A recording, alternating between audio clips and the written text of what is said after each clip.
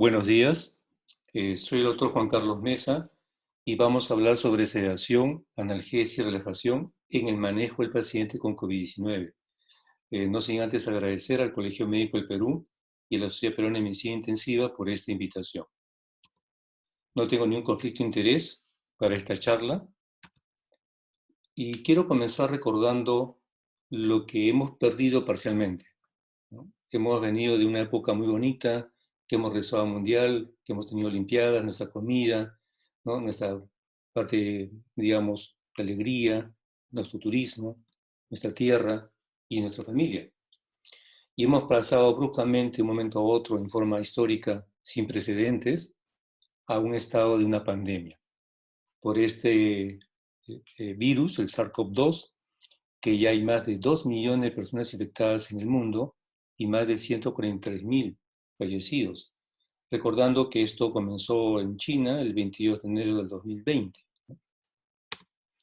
Y en China, que comenzó el 22 de enero del 2020, al 16 de abril, fíjense ustedes que la curva de los pacientes nuevos ya se aplanó, ¿no? Y ya están saliendo de todo el evento, pero recordemos que estamos pasando casi a 3 meses de que ellos han salido, de manera que están en otro momento y quizás sean las personas que tengan más conocimiento sobre el tema.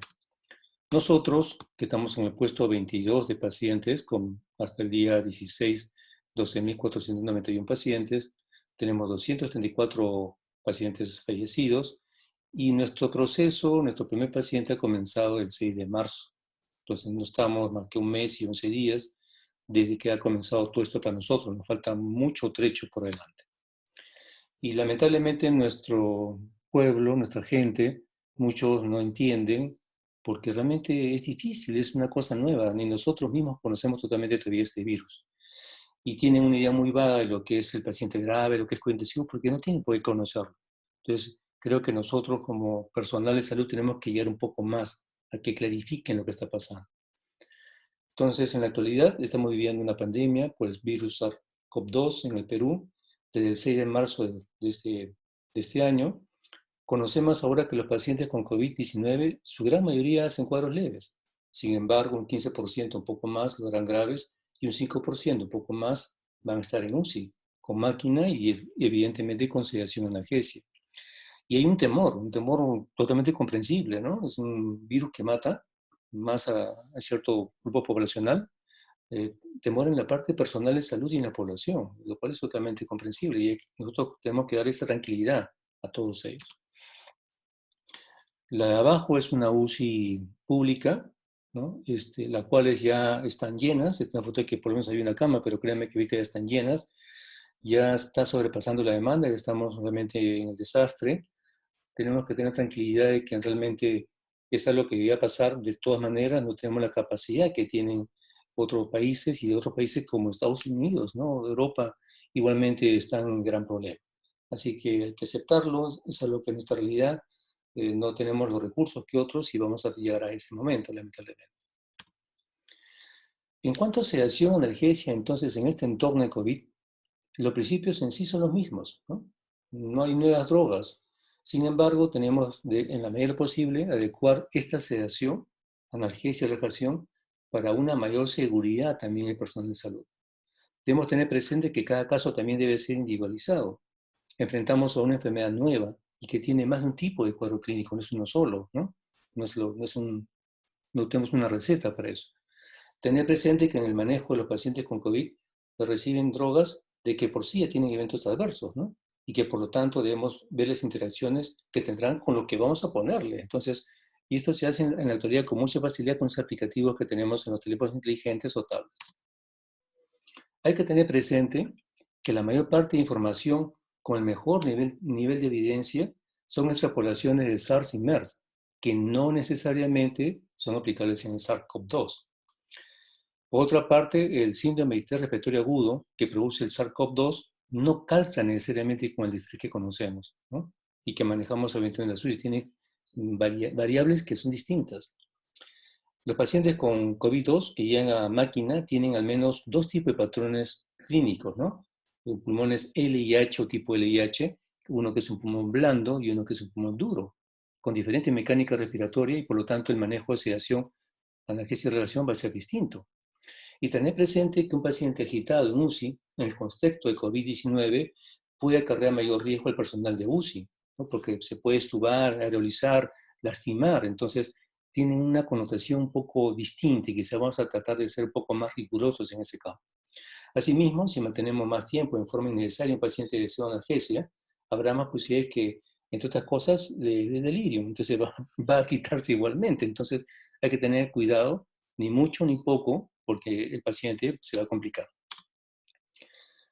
Usualmente ponía yo esta lámina preguntando al público qué síntomas más frecuentes el paciente que está en terapia intensiva ventilado, ¿no? El dolor, el miedo, la disnea o la sed. La respuesta, de acuerdo a este estudio, es la sed. Sin embargo, con toda seguridad, en ese momento, lo más probable es que sea el miedo. Y este miedo es algo que tenemos que clarificarlo, manejarlo en consideración perfecto, pero vamos a aprender en esta conferencia alguna otra forma de poder controlarlo. ¿Y qué provoca más dolor de todas estas entidades que uno está aquí? Y la respuesta es cambios posturales. Y creo que ahora va a ser con más razón, porque lo que vemos, y es comprensible, pero tenemos que vencer el miedo que tiene nuestro personal de tocar al paciente. En principio, este personal tiene que tener claro que no se contagia por la piel, no es de contacto, es por mucosas, ojos, nariz, boca. Entonces, mientras protejamos esa parte, la cara en sí, el cuerpo en sí no es tan importante, ¿no? El mecanismo fecal, urinario, no está bien establecido, es muy poco el virus que se elimina por ahí de forma errática. Entonces, perdamos un poco el miedo, ¿no? Y justo en la mañana hemos tenido una reunión con la gente también de SOPEMI y tener presente que 2 metros de distancia aún en pacientes que están en un BNI o una cánula de alto flujo, no hay cierto margen de seguridad si estamos protegidos igualmente con ciertos aspectos que hemos aprendido. Esto es lo clásico cuando uno habla de sedación analgesia, quiere un paciente cooperativo para poder escucharlo, para saber qué es lo que tiene, porque si yo no sé por qué está agitado, que de repente es porque le duele la cintura, porque quiere a su familiar, porque tiene sed, ¿no es cierto? Porque tiene miedo, entonces yo no voy a poder tratarlo y el fármaco no es todo. Si lo calmo, si converso y sé qué es lo que le molesta, entonces puedo tratar la ansiedad y el dolor. Para esto tenemos guías, ¿no? Que de alguna manera se extrapolan y otras no, y vamos a ver justamente la que vamos a usar para esta charla. Esta es la guía de práctica clínica basada en evidencia latinoamericana, ¿no? Que ha sido publicada justo en este mes, que hemos participado en las anteriores y que hay cierta experiencia en esto. Está la guía de práctica clínica, el PADIS de la americana del 2018, y está esta guía de la Semiyuk, que es un protocolo de analgesia en pacientes infectados por SARS-CoV-2. O sea, es una guía, un protocolo diseñado justamente para eso por la Sociedad Española, que vamos a usar en varios aspectos ahorita porque tiene sus particularidades. Y está la guía sobre vida de sepsis, en este caso para SARS-CoV-2, ¿no? Ustedes saben que hay una guía sobre vida de sepsis y ha salido justamente en este mes, justamente esta guía orientada exclusivamente para el COVID. Y hemos desarrollado con la SOPEMI un plan de contingencia que tuve la oportunidad de participar, ha sido el 17 de marzo, nos hemos quedado un poco atrasados porque no hemos sacado nuevas actualizaciones, estamos en conversaciones, pero no hemos sacado todavía algo aún, pero es válido porque está la mayor parte de conceptos en sedación analgesia. Entonces, definitivamente no vamos a creer que con un medicamento vamos a controlar todo, ¿no? No vamos a controlar el dolor, el delirio, la agitación, es imposible, tiene múltiples componentes. Y vamos a ver cómo podemos manejarlos en este entorno. Entonces, ¿qué es lo que nos dicen nuestras guías y nuestras recomendaciones? Definitivamente requerimos protocolos, ¿no? De evaluación y manejo de analgesia, agitación y delirio para poder mejorar los desenlaces, porque si no tengo un protocolo que pueda seguir nuestro médico residente, nuestra enfermera que está pegada sobre el paciente, entonces no va a saber cómo actuar. Y si todo lo tienen claro, escrito, aunque sea con varias variables, pues vamos a poder evitar justamente accidentes, tanto en el paciente y en este entorno con contaminación del COVID-2. Se recomienda, por ejemplo, que los pacientes con PAFI mayor de 150 pues no estén en máquina. Y al no estar en máquina, o si lo están, la sedación debe ser consciente o cooperativa. Es decir, dentro de lo posible, que vivamos la forma justamente que no nos contamine en este caso, pero no voy a sedarlo profundamente, no seamos un poco conscientes en ese aspecto. El protocolo que nos da la Semilluc nos hace recordar nuevamente que va a haber interacciones, ¿no? Los fármacos antivirales, como por ejemplo Caletra, lopinavir con ritonavir y la hidroxicloroquina, pues tienen problemas muy serios de interacciones, prolongan el QT, provocan arritmias. Y si lo sumamos con los fármacos que vamos a dar para la acción analgésica que también tienen sus interacciones, pues vamos a tener problemas. Por lo tanto, definitivamente nadie va a tener en la cabeza todas las combinaciones de interacciones. ¿Qué tenemos que hacer? Pues usar nuestros aplicativos donde están justamente las tablas y los calculadores de interacciones para poder ajustar la dosis. Si no, el paciente se nos va a complicar. Y obviamente nos habla de un desabastecimiento a nivel nacional e internacional. O sea, es cierto, ya no hay mascarillas, ya no hay ventiladores, pero nos va a pasar también, porque ya no hay exportación, que nos vamos a quedar sin nuestras drogas que nos gusta trabajar. Sin nuestro propofol, depende por ahí, dexmetomidina, ¿no? O sea, lo que ustedes usan, de pronto se van a quedar y tenemos que tener pautas de sedación no convencionales o no habituales, que la vamos a justamente a conversar acá. Obviamente un paciente que tiene un PAFI menor de 150 va a requerir relajación, ¿no? Y se sugiere, obviamente, para esta relajación, una sedación profunda. Y para este entorno, tengo que pensar también que los pacientes que están en máquina pueden tener un trastorno hemodinámico. Entonces, si tiene un trastorno hemodinámico, se sugiere el uso de ketamina como coadyuvante en la estrategia de sedación, ¿no? También debemos tener presente que debemos usar con precaución los agentes sedantes justamente porque causan de por sí una inestabilidad hemodinámica. Igualmente, cuando estamos en sedación profunda, ¿no?, o en relación neuromuscular, tenemos que usar algún tipo de dispositivo que nos permita con mayor seguridad poder saber dónde estamos, porque las escalas ya no van a poder valorar tan fácilmente. Y en este aspecto vamos a lo que es un monitoreo de actividad cerebral, lo que es el IBIS, ¿no?, tanto para reacción muscular y sedación profunda. Somos conscientes que la mayoría de nuestras UCI no lo tienen, pero es a donde tenemos que apuntar para una mejor seguridad de nuestros pacientes. La guía de sobrevida, en este caso de COVID-2, en paciente ventilado con COVID, nos habla que para poder facilitar una lesión protectiva, debemos usar justamente los agentes bloqueantes neuromusculares, ¿no? Y preferentemente bolos a la continua, ¿no?, que a la infusión. Ahora, si tengo un paciente que tiene en forma persistente una asincronía, está con una sedación muy profunda, está en tensión prona o tiene altos niveles de plica en forma de presión plató muy altas, entonces sí se sugiere una infusión de agentes blanqueantes neuromusculares, ¿no?, por al menos 48 horas. Pese a que su recomendación, como ustedes pueden ver, él tiene baja evidencia, pero es lo lógico, ¿no? Nuestro plan de contingencia habla de lo mismo, ¿no? La acción muscular va a ser cuando está pronado y cuando tiene alto PIB, ¿no?, en los pacientes ventilados. El otro aspecto importante que nos habla la guía de la Semilluc es que durante la fase de sedación profunda insiste nuevamente en el BIS, ¿no?, y nos pone un nivel, ¿no?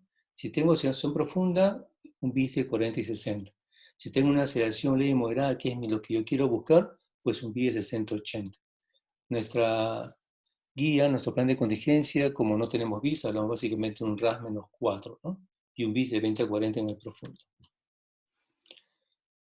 Nuestro plan de contingencia, los PEMI, también habla de que el paciente que se va a manejar la vía aérea debe ser secuencia rápida de intubación, con uso del relajante muscular, justamente para evitar que nos tosa, ¿no?, entre otras cosas. Y en la medida de lo posible, evitar la preoxigenación con el ambú, porque va a aerolizar, ¿no? Y debe ser hecho en manos de personal entrenado, ¿no?, para un experto en vía aérea. Y es recomendable el uso de un videolaringoscopio, entre otras cosas, que por suerte ya muchas UCI lo tienen, y los que no lo tienen lo están construyendo de forma casera. ¿Qué nos dice la Semilluc? Que indudablemente, y también es una intubación de cuenta rápida, y queremos disminuir lo mayor posible la dispersión de las microgotas. Y nos da una secuencia con algunas alternativas, en este caso el uso de ketamina a esa dosis de 1 a 1.5 mg por kilo, más rocuronio de 1 a 1.2 mg por kilo, más, si es necesario, propofol, ¿no?, de 1 a 2.5 mg por kilo de peso, en caso que sea necesario que no lo pueda trabajar. También se pulsa de tomidato, que nosotros no lo tenemos, más rocuronio. ¿Qué nos pasa en el AR severo, ¿no? nos recomienda varias formas. Recuerden que estamos tratando de ver no uno solo, no el quizás el mejor, sino alternativas pensando en drogas que se nos van a acabar. Propofol o midazolam más fentanilo o remifentanilo o morfina. Que eso lo conocemos y lo manejamos. Quizás midazolam es una droga que de pronto hemos querido dejar de usar, ¿no? Por el tema básicamente del delirio, ¿no es cierto? Y la prolongación del destete, pero en estos casos, al menos en la parte inicial, que va a estar justamente con sedación profunda, que va a estar con relajación, pues va, no tenemos problemas. Y de pronto no vamos a tener otras drogas.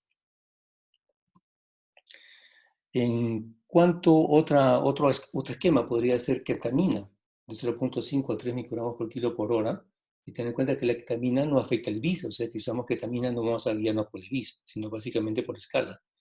He asociado a propofol o midazolam a dosis baja, justamente para bajar, y debemos considerar algún opiáceo como remifentanilo, fentanilo, morfina, para mejorar el nivel de sedación.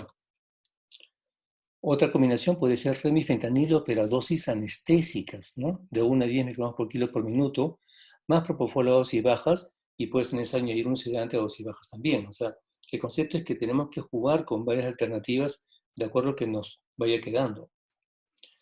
Dexmedetomidina también se puede usar indudablemente y se usa, pero en este caso a dosis más altas. Miren que nosotros hemos estado trabajando con dosis menos de 1, pero acá vamos a trabajar en este entorno con dosis hasta de 1,4, ¿no? Asociado a otros fármacos, midazolam o propofol, ¿no? Hay más estudios con propofol indudablemente para poder reducir justamente la dosis de estos fármacos. Y diazepam, que es una droga pues, que actualmente nadie usa por su largo tiempo de vida media, es una droga que vamos a tener que pensarla porque se nos puede agotar nuestras drogas convencionales. Y hablamos de infusión continua, que hace años lo hemos usado de pronto, lo que tiene un poquito más de años, a una dosis 0,05 0,2 microgramos por kilo por hora. Pero debemos saber que su larga vida media es peligrosa, ¿no? Debemos saber que debe ser puesto en frasco de vidrio, no en plástico o PVC, y puede usarse tanto salino como glucosado para poder hacer la mezcla. 5 ampollas de 10, 50 miligramos en 250, ¿no? Y esto se puede asociar a morfina o fentanilo. Entonces, de pronto puede ser una droga inicial y rápidamente poder cambiarla apenas tengamos porque sabemos del efecto prolongado que esta tiene. Con los bloqueantes musculares no despolarizantes debemos ajustar la dosis para evitar las asincronías con el respirador y probablemente no sea necesario profundizar mucho y podamos utilizar dosis bajas, preferiblemente en bolos que hemos conversado, y si es necesario pues haremos una infusión. ¿Cómo podemos usar las infusiones? Pues podemos usar cisatracurio a dosis de 2 a 3 microgramos por kilo por minuto, preferiblemente, ¿no? O arrocuronio de 5 a 12 microgramos por kilo por minuto, aunque debemos recordar que se acumula tras un uso prolongado.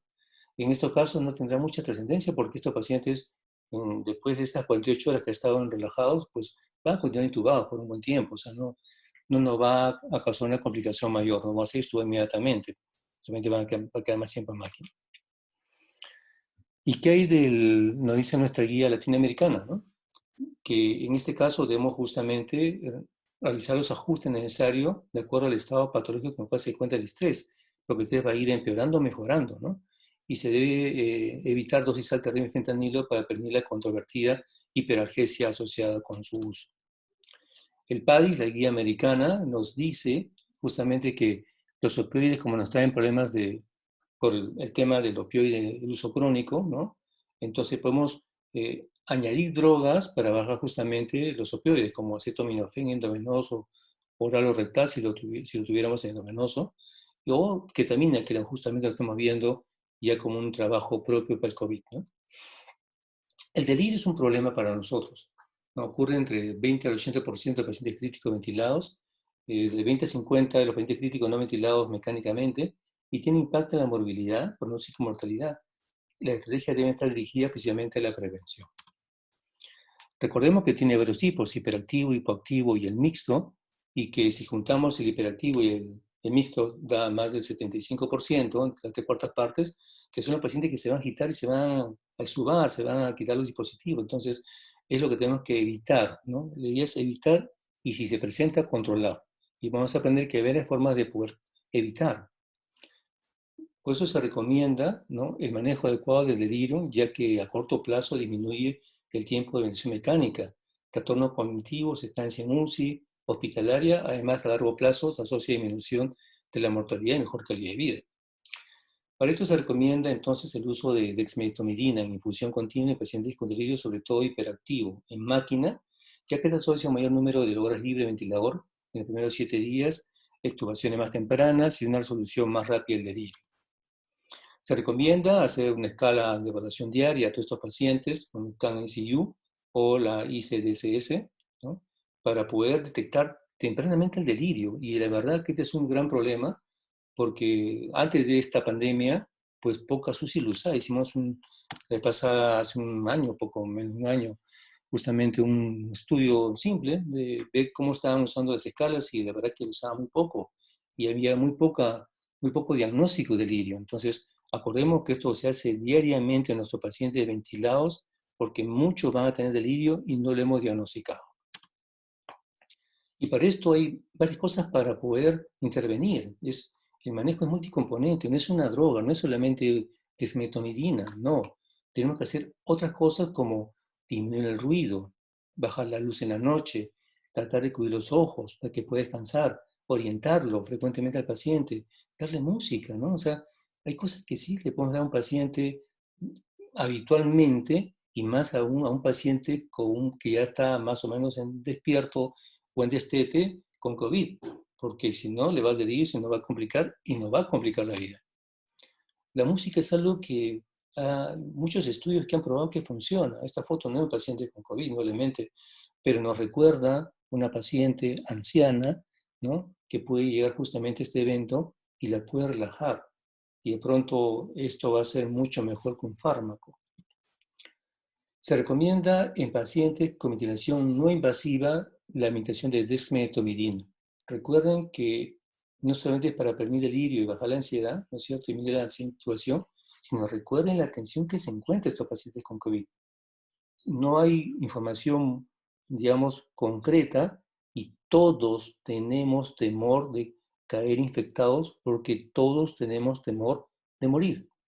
Y por lo tanto, vamos a estar tensos, vamos a estar justamente con ansiedad. Entonces, y más si está con un aparato en la cara que le sopla y que no conoce. Entonces, a veces nosotros pecamos un poco de que lo debe entender, que lo debe asimilar, que lo tiene que aceptar, pero esto no es así. Entonces, DEX puede ser una buena alternativa para estos pacientes con no invasiva, ¿no? Y lo otro es que se recomienda estrategias en racimo, en ramillete, los bundles, ¿no?, que son una serie de actividades como las que estamos conversando multimodales para manejar a estos pacientes. No es una sola acción, como dice ahí, ¿no? Y aparte que la DEX es parte del manejo de los pacientes con delirio hiperactivo, que hemos conversado ya. Se sugiere que tiapina para los pacientes con delirio hipoactivo, porque vimos que un 25% de los pacientes, poco menos, pues son los pacientes apáticos, el paciente que de pronto está muy bien, ¿no?, está colaborando y de pronto no está, ¿no?, pero nunca se agita, simplemente va a la parte apática. Para ese grupo de pacientes que tiapina es un buen medicamento. Igualmente se recomienda DEX en el paciente críticamente enfermo con delirio, ¿no? Se sugiere la adaptación de estrategias que promuevan primero la prevención del dolor, seguido el manejo analgésico en etapas tempranas de su aparición. Es decir, debemos siempre recordar que el principio no ha cambiado en los pacientes, en este caso con COVID. Calmo primero el dolor y una vez que yo sé que no le duele, pues lo cedo. Indudablemente en la primera fase va a ser un poco difícil, pero una vez que ya el paciente ya esté despertando en destete, voy a tener que tenerlo presente. Esta parte sí va a ser un poco difícil, nos está haciendo, que sugiere la familia, como visitas. Actualmente hemos reducido totalmente las visitas y es todo un tema, ¿no? Pero tenemos algunas cosas que tenemos que considerar. Por ejemplo, este es un aplicativo de la Sociedad Americana de Cuidados Intensivos, el ICU Patient Communicator, y este aplicativo nos permite poder comunicarnos y no solamente comunicarnos, sino nos puede decir dónde le duele, cuánto le duele, y nos puede decir qué cosa necesita, ¿no?, porque va marcando el paciente con su mano qué cosa quiere: agua, alimentos, baño, tina, o quiere, no se siente bien, se siente ansioso, ¿no?, o quiere su familia, quiere el médico, quiere la enfermera. Entonces, el PADIS también nos amplía un poco más porque nos dice que es multicomponente y estas son unas cosas, pero que no se limitan a solamente esto, ¿no? Relojes, por ejemplo, en la habitación, fotos alentadoras, control del sueño, la vigilia, reducir la inmovilidad, hay que mover al paciente, ¿no? Lo que hemos conversado un poco, los audífonos, de repente es un paciente que no escucha bien, o los anteojos, los tenemos echado todo el día en la cama, entonces no lee, no escucha, es difícil, y encima incomunicado y con miedo brutal a morirse, qué difícil debe ser eso, ¿no? Este es un video del doctor Sebastián Ugarte, ¿no? Que ellos hacen justamente una mención pasiva y también activa con estos pacientes para evitar justamente que pierdan esa movilidad y que se nos complique, porque esto es algo que tiene que hacerse muy tempranamente. La realidad virtual, este es de nuestro amigo Javieras, ya llegó, o sea, hay que darles esas oportunidades a los pacientes de poder interactuar. Claro, esta foto no está con máscara, no es con COVID, pero sí, o sea, esto existe, esto ya se hace, ¿no? Y hay que hacerlo, o sea, hay que pensar en ello, ¿no? Esto es sacado de un diario español donde una enfermera está haciendo una revisión de tablet justamente para comunicación. Ok, la familia no puede entrar, el paciente está en desteto, ya está destetado, está en áreas intermedios, o está mal, está a punto de ser intubado, caramba, o sea, esta tablet adecuadamente cubierta, ¿no? Protegida y desinfectada, nos va a servir para poder comunicarnos a la familia, aparte de los aplicativos que podemos usar ahí, este es el aplicativo de interacción, el aplicativo del dolor, de lo que hemos visto en la sociedad americana. Qué, qué importante debe ser en ese momento poder comunicarnos. La tecnología, estimados, ha avanzado tanto que no podemos negar comunicación, es decir, no pasa nadie, ¿no? Sabiendo, y ya la gente sabe que si se muere lo van a cremar y no ver a su familia, ¿no? Entonces, pensemos en eso. Quiero terminar con estas fotos que las saqué de un video muy bonito que nos hace recordar justamente que estamos en la línea, ¿no? En la parte más frontal, ¿no? En el frente mismo de la guerra, porque esta es una guerra, ¿no? Es una guerra sin precedentes, ¿no? Es una guerra realmente mundial, donde el médico, la enfermera, el técnico, el personal de apoyo, todo el personal administrativo, el de limpieza, todos hacen equipo, sumados a los externos, los policías, las Fuerzas Armadas, los bomberos, para combatir esta pandemia que realmente nos está dejando muchas cosas por aprender. ¡Bravo, María! ¡Cuídate!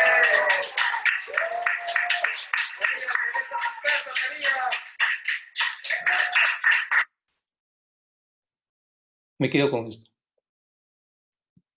Gracias.